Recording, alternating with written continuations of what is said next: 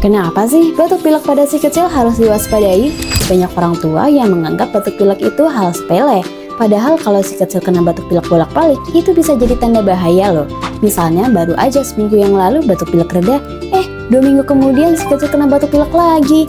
Ini harus diwaspadai, bisa jadi amandel si kecil mulai memerah dan membesar. Kalau amandel udah bermasalah, makin ribet urusannya. Itulah kenapa Bunda harus selalu sedia madu Flybe di rumah. Bukan cuma keadaan darurat amandel, tapi juga untuk konsumsi keseharian agar batuk pilek nggak bolak-balik. Tenang aja, Flybe sudah aman BPOM kok. Pembelian madu Flybe bisa di sini ya.